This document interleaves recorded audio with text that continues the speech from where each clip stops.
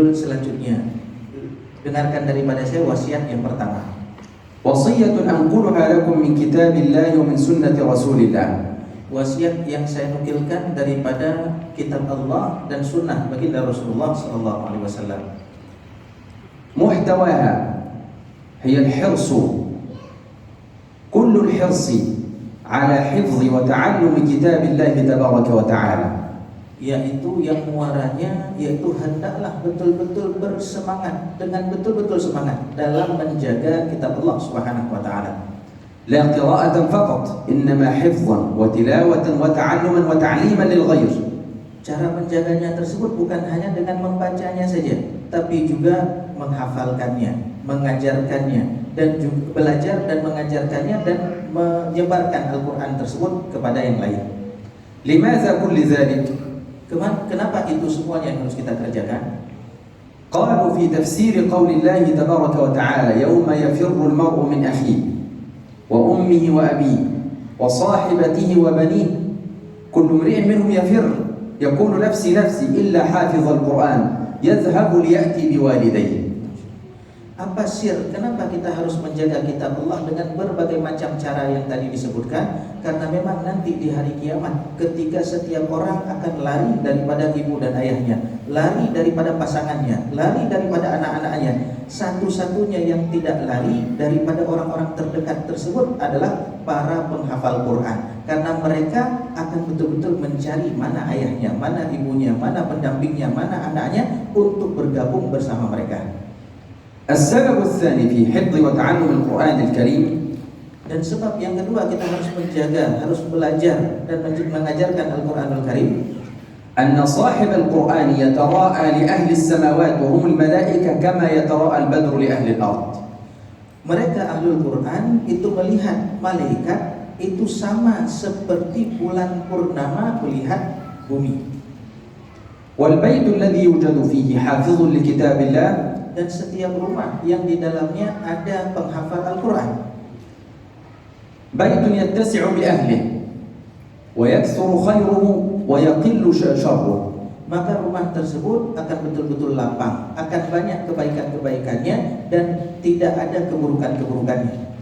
وتقصده الملائكة وتمتنع منه الشياطين. Bahkan para malaikat akan datang ke rumah tersebut dan syaitan-syaitan pun akan menjauhi rumah itu. على النقيض المخالف البيت الذي لا يكون فيه شيء من القرآن. Dan sebaliknya, kalau rumah di dalamnya tidak ada Ahlul Quran, يضيق بأهله حتى وإن كان متسعا لأنه نزعت منه البركة. maka rumah tersebut akan terasa sempit walaupun rumahnya luas. Kenapa? Karena keberkahan dicabut oleh Allah Subhanahu wa taala. ويقل خيره ويزيد شره. Dan akan sedikit kebaikannya dan keburukannya pun akan bertambah-tambah. وتقصده الشياطين وتمتنع من دخوله الملائكة. Bahkan rumah tersebut menjadi tujuannya daripada syaitan dan para malaikat pun akan menjauhi rumah tersebut. وقالوا هناك حديث مروي عن النبي صلى الله عليه وسلم إن صح. Dan ada sebuah hadis yang diriwayatkan daripada baginda Rasulullah sallallahu alaihi wasallam, من أوتي القرآن barang siapa yang diberikan Al-Qur'an وظن أن أحدا على وجه الأرض dan dia mengira ada salah seorang daripada penduduk bumi أعظم منه, yang mana orang tersebut lebih utama, lebih agung daripada dirinya, فقد حقر ما عظمه الله. maka sesungguhnya telah hak, benarlah apa yang telah diagungkan oleh Allah Subhanahu wa taala. وقالوا أن حامل القرآن, Dan sesungguhnya orang-orang yang memiliki Al-Qur'an pada dirinya, حامل القرآن بين جنبيه, yaitu membawa Al-Qur'an di antara dua perutnya, yaitu menghafal Al-Qur'an, نبي لكن لا يوحى إليه. maka dia itu ibarat nabi tapi tidak diberikan wahyu. لأن الوحي انتهى بانتقال رسول الله صلى الله عليه وسلم. Karena memang wahyu sudah terputus dengan meninggalnya baginda Rasulullah sallallahu alaihi wasallam. ومن وصايا أشياخنا رضوان الله عليهم, Dan di antara wasiat-wasiat yang diberikan oleh guru-guru kami, من أراد أن يفتح عليه في جميع العلوم barang siapa yang ingin diberikan futuh pada setiap ilmu-ilmu, سواء كان علما ظاهريا أم لدنيا. baik itu ilmu yang nampak ataupun ilmu laduni. والعلم اللدني هو الذي يؤتيه العبد من قبل الله كما قال الله وعلمناه من لدنا علما. Ilmu laduni itu ilmu yang langsung Allah Subhanahu wa taala berikan secara langsung kepada hamba tersebut. فلا بد أن يكون له كل يوم بلا استثناء ورد من القرآن الكريم. Maka mereka harus punya wirid setiap hari, yaitu dengan membaca Al-Qur'anul Karim. فالقرآن يستغنى به ولا يستغنى عنه. Al-Qur'an ini kita butuh, bukan Al-Qur'an yang butuh kita. مهما كان معك من الأوراد والأذكار. Kalau kita punya banyak wirid-wirid daripada zikir-zikir, فالأوراد والأذكار بالنسبة للقرآن كنافلة بجوار الفرد. maka itu ibarat kanafiyati, بالنسبة لنافلة بجوار الفرد. yaitu seperti ibadah sunnah di antara ibadah yang wajib. Yang wajibnya itu Quran, walaupun banyak zikir-zikir yang lain, tapi seakan-akan nggak sempurna karena memang Al-Quran ini adalah kewajiban. والله تبارك وتعالى قال في حديث قدسي على لسان نبينا عليه الصلاة والسلام. Allah Subhanahu wa taala berfirman dalam sebuah hadis qudsi, وما تقرب إلي عبدي أحب إلي مما افترضته عليه. tidaklah seorang hamba ingin mendekatkan dirinya kepadaku dengan melakukan amalan yang lebih aku cintai daripada amalan fardu yang aku fardukan atas dirinya. ودائما أقول في أي مجلس في هذه البلد أو في أي بلد آخر. Dan dalam setiap majlis dimanapun saya berada, saya akan mengingatkan perkara من أراد أن يفتح عليه في جميع العلوم فعليه بالقرآن. ومن أراد أن تكون العربية سهلة ميسورة على لسانه فعليه بالقرآن. Maka barang siapa yang ingin diberikan futuh, yaitu kemudahan dalam berbagai macam ilmu, maka hendaklah dia dengan Al-Quran. Dan barang siapa yang ingin dimudahkan untuk memahami atau bisa berbahasa Arab, maka hendaklah dia membersamai Quran. النبي عليه الصلاة والسلام يقول القرآن يشفع لصاحبه يوم القيامة. Rasulullah SAW bersabda bahwasanya Al-Quran akan menjadi penolong bagi ahlinya, bagi yang senantiasa dengan Al-Quran pada hari kiamat. وعندنا في الأزهر يقولون القرآن يشفع لمن كانت لغته الإنجليزية ضعيفة. Jadi di Al-Azhar ada ujian naik kelas.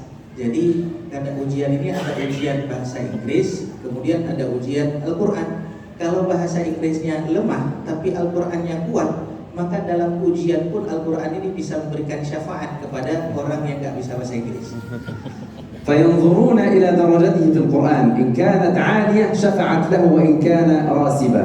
Maka kalau ada orang-orang yang nilai bahasa Inggrisnya rendah, maka apa yang dilakukan oleh guru-guru di Al-Azhar, mereka melihat nilainya di Al-Quran. Kalau nilai Al-Qurannya baik, maka disyafaatlah nilai tersebut oleh Al-Quran. الأمر مضحك إلا أني التمست أنها بركة القرآن الكريم. Memang terlihat lucu, tapi itulah keberkahan daripada Al-Quran. Di dunia sudah kita lihat seperti itu. بركة القرآن لا تعد ولا تحصى. Dan keberkahan Al-Quran ini tidak pernah terhitung jumlahnya. فقد ذهبت إلى رسول الله أول مرة ببركة القرآن الكريم. Dan saya pernah mengunjungi ke kuburnya Nabi SAW, itu bukan gara-gara apa-apa, itu karena Quran. دون أي تكلفة ولكن ببركة القرآن الكريم. Tidak membawa apapun, tapi karena memang keberkahan daripada Al-Quran yang membuat saya bisa bertemu dengan baginda Rasulullah, yaitu berziarah. زوجني ربي تبارك وتعالى ببركة القرآن الكريم. Dan saya pun menikah itu karena keberkahan daripada Al-Quran. وأتيت بتكلفة الزواج من بركة القرآن الكريم. Bahkan bukan hanya menikah, semua barang-barang bawaan untuk menikah itu pun saya dapat karena keberkahan Al-Quran. وفتح الله لي باب العمل في الأزهر لأكون متعلما وعاملا في الأزهر ببركة القرآن الكريم. Dan begitu juga saya sekarang bisa menjadi murid di Al-Azhar, bahkan juga bisa menjadi guru di Al-Azhar, mengajar di Al-Azhar, itu semuanya karena keberkahan daripada Al-Quran. والبشارة الأكبر من كل ذلك أني أتيت إلى إندونيسيا عندما سمعوني في القرآن الكريم. Dan juga kabar gembira yang besar bagi saya juga, yaitu ketika saya dapat undangan untuk silaturahmi atau ziarah ke Indonesia, itu juga karena Al-Quran. فالشاهد في كل هذه الأمثلة أنها نلتمس مع بعضنا البعض بركة القرآن الكريم. Maka dari semua ini kita melihat, yaitu kita mengambil banyak pelajaran daripada Al-Quranul Karim. فالمسلم الحق لا يمضي عليه يوم إلا وله ورد يومي. Muslim yang hak itu tidak pernah berlalu daripada harinya kecuali dia senantiasa membaca wiridnya, yaitu Al-Quranul Karim.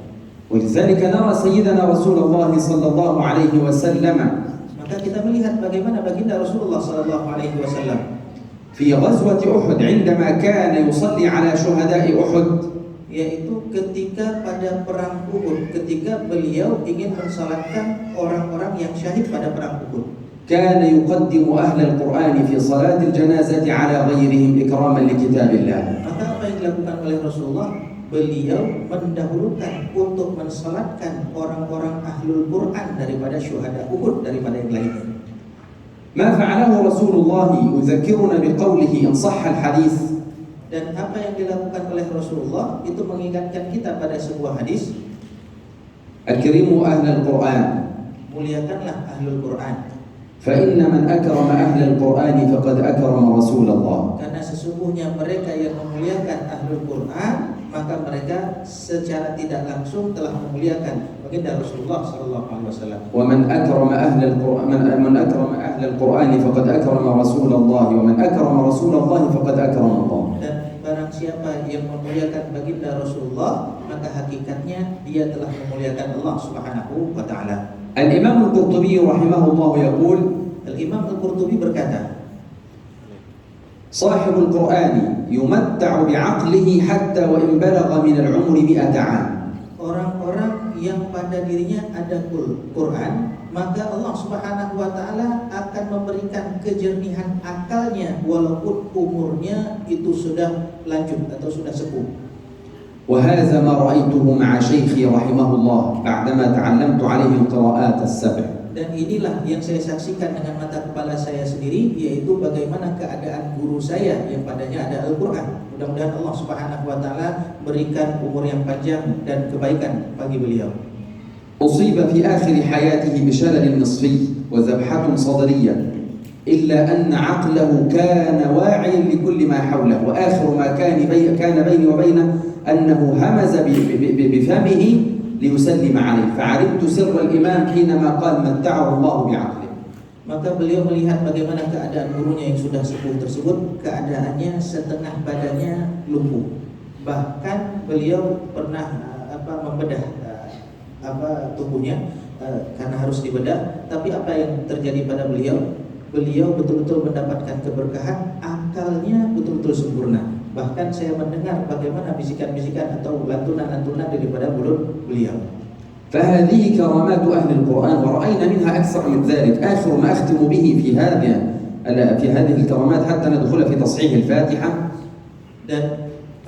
Dan ini diantara karamahnya ahli Quran. Dan ini yang terakhir sebelum kita masuk ke dalam tashih Fatihah. حضرت ذات مرة جنازة لأحد أشياخنا. Saya pernah menghadiri salah satu majlis daripada guru kami. وكان من أهل القرآن المتقنين. Dan guru tersebut merupakan ahlul Quran yang sangat mungkin. وكان له حال مع القرآن، كان يختم القرآن طول حياته كل 3 أيام، يقرأ في اليوم 10 أجزاء. Dan guru tersebut itu punya kebiasaan, yaitu mengkhatamkan Quran pada setiap 3 hari. يقرأ 10 أجزاء كل يوم غيبا دون أن ينظر إلى المصحف. Setiap hari beliau membaca, guru beliau ini membaca 10 juz setiap harinya ghaiban, tidak melihat mushaf tapi dengan hafalannya. ففي جنازته حضر واحد من أهله أو من الناس. Dan ketika beliau meninggal, maka hadir salah seorang daripada kawan-kawannya. وهو موضوع أمامنا في المسجد. Dan ketika dia diletakkan di depan kami di masjid. فقال أخذتني سنة من النوم. Maka tiba-tiba tertidur. فرأيت أناسا يلبسون أبيضا في أبيض فعلمت أنهم الملائكة. Maka ketika tiba-tiba tertidur tersebut, maka di dalam tidurnya tersebut melihat ada orang dengan pakaian yang putih-putih. Saya teringat, oh itu adalah para malaikat. فهمس أحدهم في أذني وقال لي قل لهم أي بلغ الحاضرين. Kemudian malaikat tersebut atau orang yang saya lihat di dalam tidur saya tersebut itu membisikkan kepada saya, katakanlah kepada orang-orang yang hadir, أن يسرعوا بهذه الجنازة أو بصاحب هذه الجنازة حتى نقدمه لرسول الله. Maka apa bisikan yang dibisik oleh orang yang ketika tidur tersebut terlihat? Cepat segerakan itu proses jenazah ini, karena memang kami ingin memberikan jenazah ini kepada baginda Rasulullah Sallallahu Alaihi Wasallam. فإنها كرامات لا تعد ولا تحصى إكراما لكتاب الله. Dan inilah kemuliaan daripada Ahlul Quran yang memang tidak pernah terhitung dan terhingga kemuliaannya. لماذا كل ذلك؟ Kenapa itu semuanya didapat? لأنهم تعلقوا بأشرف كتاب، الكتاب الذي نبعت منه البركة. Karena memang mereka semuanya berhubungan, punya hubungan yang erat dengan sebaik-baik buku yang pernah ada, sebaik-baik kitab, yaitu Kitabullah. لا تجد على وجه الأرض حافظا لكتاب الله إلا وكان مستورا في صحته وفي أولاده وفي رزقه وفي عمله وفي كل شيء. Dan tidaklah ada orang yang menghafal kitab Allah, menjaga kitab Allah ini, kecuali mereka di atas muka bumi ini betul-betul mendapatkan penjagaan daripada Allah Subhanahu wa taala pada dirinya, pada anaknya, pada keluarganya, pada semua apa yang Allah berikan kepada mereka. لأن الله قال كتاب أنزلناه إليك مبارك، وأتى بلفظ مبارك بمصدر، لم يأتي فعل سواء مضارع أو ماضي أو أمر يبارك أو سنبارك في المستقبل، إنما قال مبارك مصدر البركة. Karena Allah sendiri yang menegaskan bahwasanya di dalam ayat Al-Quran yang tadi dibaca, bahwasanya kitab Allah ini Allah sebutkan yaitu dengan kalimat mubarak, yaitu keberkahan, dengan masdar, dengan sighah masdar, tidak menggunakan yaitu fi'il madhi atau fi'il mudhari atau yang lainnya, tapi menggunakan masdar. وهذا الكتاب حتى يتسنى له أن يدخل القلب له شرط واحد كما في القرآن الكريم. Dan kitab ini agar betul-betul bisa masuk ke dalam hati kita, maka ada satu syarat yang mesti kita penuhi.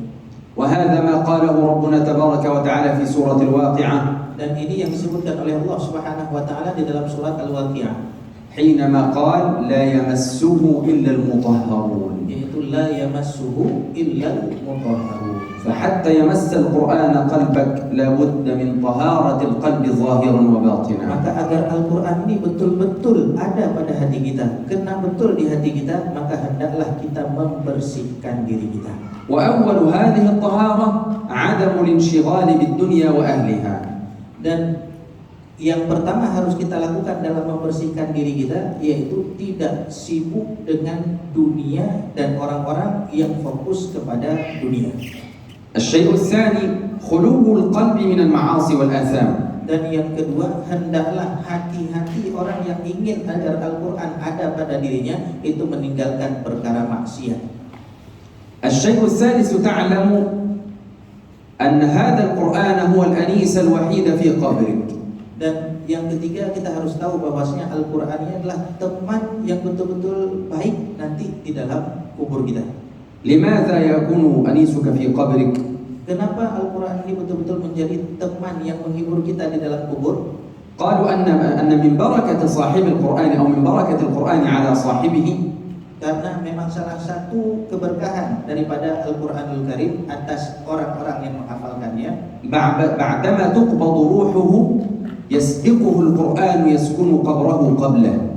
maka setelah dia ini selesai daripada sakratul maut, setelah dia meninggal, maka apa yang terjadi? Al-Quran langsung menghampiri atau bertempat di dalam kuburnya sebelum dia masuk. الشيء الذي بعد ذلك حتى تحظى أن تكون من أهل القرآن لابد أن يكون لك معلما. Dan supaya kita betul-betul bisa mendapat Al-Quran atau ada Al-Quran pada kita, maka harus punya guru. لا تعتمد على قراءتك ولا على نفسك ولا على المذياع ولا على غيره. Jangan kalian bersandar pada bacaan kalian atau bacaan yang kalian dengarkan daripada kaset ataupun radio dan lain sebagainya, tapi bergurulah. الشيء الذي بعد ذلك تعلم وتضع نصب عينيك أن القرآن شافعا لك يوم القيامة. Dan harus betul-betul kita ketahui bahwasanya Al-Quran ini akan menjadi pemberi syafaat kepada kita di hari kiamat. ولذلك يقول الإمام الشاطبي رحمه الله: Maka Imam Syatibi rahimahullah mengatakan, وإن كتاب الله أوثق شافع وأغنى غناء واهبا متفضلا. Sesungguhnya Al-Quran itu merupakan pemberi syafaat dan kawan yang paling dekat dengan kita. وخير جليس لا يمل حديثه. Dan sebaik-baik teman yang tidak pernah bosan kita dengan perkataan teman tersebut. وترداده يزداد فيه تجملا. وتردد أي تكرره يزداد فيه تجملا. Dan kalau kita senantiasa membacanya akan bertambah keindahan-keindahan. صاحب القرآن عندما يتشبع بالقرآن لا يمل ولا يكل أن يعيد مرة ومرة ومرة. Dan ahlul Quran ketika dia betul-betul memenuhi dirinya dengan Al-Quran, dia tidak akan pernah bosan dalam melantunkan ayat-ayat yang dia punya. وهذا يذكرنا بقول سيدنا عثمان بن عفان رضي الله عنه وأرضاه حينما قال: Dan ini mengingatkan kita pada perkataan Sayyidina Utsman bin Affan radhiyallahu an ketika beliau mengatakan, لو طهرت قلوبكم ما شبعت من كلام الله. kalau hati kalian betul-betul bersih, maka tidak akan pernah bosan, tidak akan pernah kenyang dalam membaca kitab Allah. الكلام أكثر وأكثر من أن نحصي كرامات وفضائل أهل القرآن، ولكن نكتفي بهذا القدر وندخل في صلب الموضوع. Dan tentunya berbicara tentang Al-Quran dan Ahli Quran dan kemuliaan-kemuliaan Ahli Quran itu akan banyak. Ini nggak mungkin kita bahas terus di sini dan kita cukupkan, maka kita masuk ke dalam pembahasan selanjutnya. أنا أفرح جدا عندما يقول لي أخي فضيلة الشيخ خالد الشيخ فطرة أننا عندنا اليوم ندوة لتصحيح الفاتحة. Dan saya ketika mendengar hari ini ada nadwah, ada seminar untuk memperbaiki Fatihah, itu betul-betul saya sangat senang. فبهذا الفعل أعلم أن هذا الرجلين يحبكم في الله.